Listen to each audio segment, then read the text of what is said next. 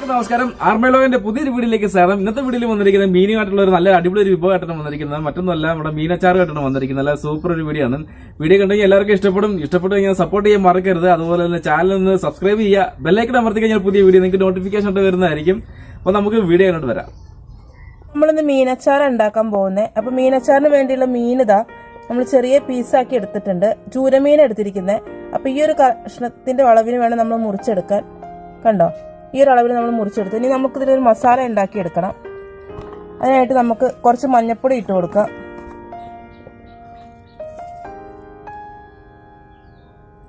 കുറച്ച് മതി, ഒരുപാട് ഇടണ്ട. നമ്മളിനി ഇത് അച്ചാറാക്കി എടുക്കുമ്പോൾ വീണ്ടും മഞ്ഞൾപ്പൊടി ചേർക്കുന്നതാണ്. അപ്പോൾ ഇതിന് മീനിന് വേണ്ടി മാത്രമുള്ള മഞ്ഞൾപ്പൊടി ചേർത്താൽ മതി. അതുപോലെ സ്വല്പം മുളക് പൊടി,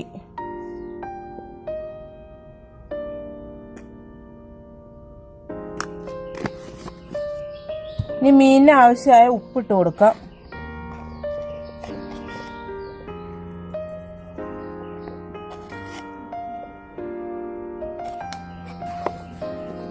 ഇനി ഇത് നന്നായി ഒന്ന് യോജിപ്പിച്ചെടുക്കണം നമുക്ക്.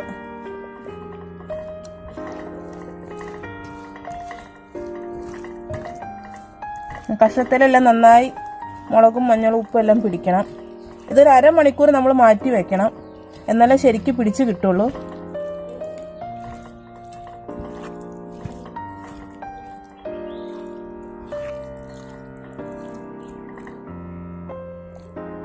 കണ്ടോ, നമ്മൾ ശരിക്കും പുരട്ടി വെച്ചിട്ട് നമുക്കൊരു അരമണിക്കൂർ വെയിറ്റ് ചെയ്യാൻ.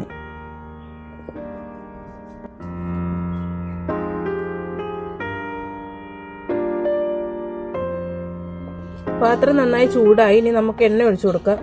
ഒരുപാട് എണ്ണയൊന്നും വേണ്ട, ഷാലോ ഫ്രൈ ചെയ്തെടുക്കാം.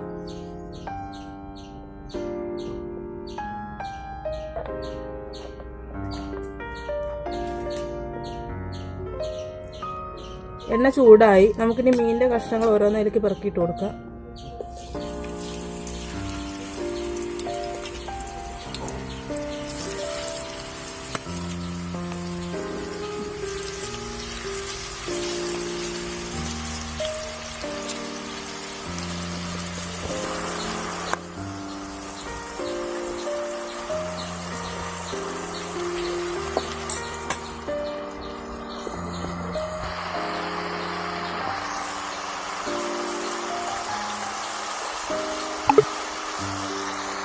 അപ്പോൾ ഒരു വശം ആയിട്ടുണ്ട്. നമുക്കിത് മറിച്ചിട്ട് കൊടുക്കാം. കണ്ടോ, ഈ ഒരു അളവിനിത് മൂത്താൽ മതി. ഇതിലും കൂടുതൽ ഫ്രൈ ആവേണ്ട ആവശ്യമില്ല. ഓരോ പീസ് ഇതുപോലെ നമുക്കിതാ മറിച്ചിട്ട് മറ്റേ സൈഡും വേവിച്ചെടുക്കാം.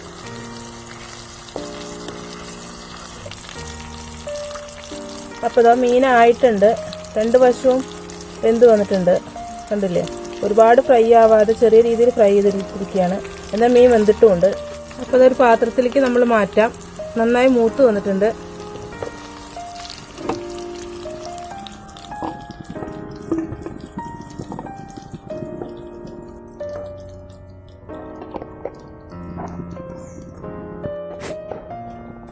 അപ്പോൾ അതാ മീൻ മുഴുവൻ വറുത്ത് കോരിയിട്ടുണ്ട്.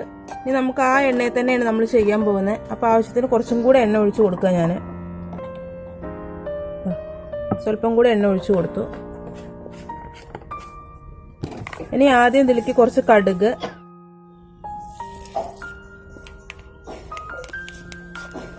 സ്വല്പം ഉലുവ, ചെറുതായി അരിഞ്ഞ ഇഞ്ചി, അതുപോലെ വെളുത്തുള്ളി, ഒരു 2 പച്ചമുളക്, ഇത്രയും നമുക്കിട്ട് നന്നായി വഴറ്റാം.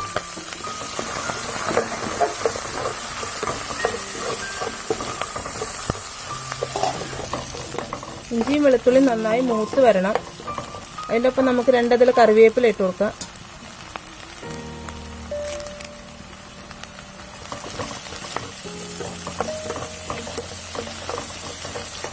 ഇഞ്ചി വെളുത്തുള്ളി ആവശ്യത്തിന് മൂത്തിട്ടുണ്ട്. ഇനി നമുക്ക് തീ നന്നായി കുറച്ച് വെക്കണം.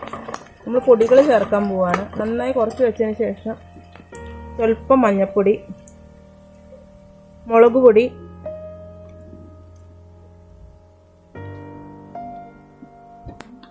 ഇത്രയും ചേർത്ത് നന്നായി മൂപ്പിക്കണം.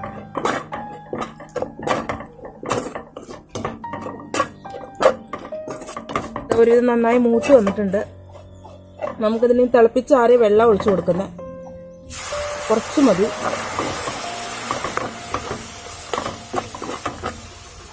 നമുക്ക് വറുത്ത് വെച്ച മീനിന്റെ കഷ്ണം ഇതിലേക്കിട്ട് കൊടുക്കാം. കണ്ടോ, ഇതിൽ നിന്ന് എണ്ണ തെളിഞ്ഞു വരുന്നുണ്ട്.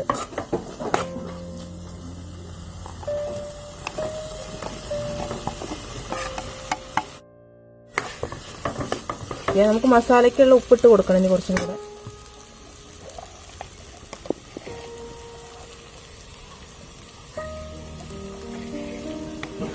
ഇനി സ്വല്പം ഉലുവപ്പൊടി. ഉലുവ വറുത്ത് പൊടിച്ചത്, അത് നമ്മൾ ആദ്യം ഉലുവ ഇട്ടിട്ടുണ്ട്, എന്നാലും കുറച്ചും കൂടി പൊടിയും കൂടെ സ്വല്പം ചേർത്ത് കൊടുക്കണം.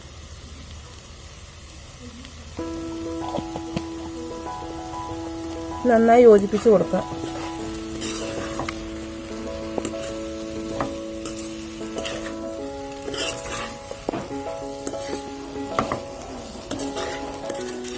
ഇനി ചേർക്കേണ്ടത് വിനാഗിരിയാണ്.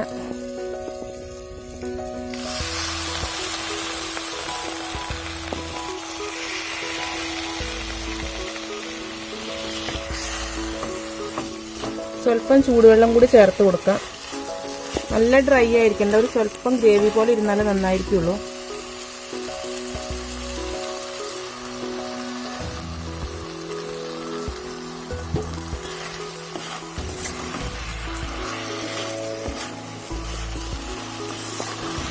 അപ്പൊ തന്നെ നല്ല മണം വരാൻ തുടങ്ങിയിട്ടുണ്ട്.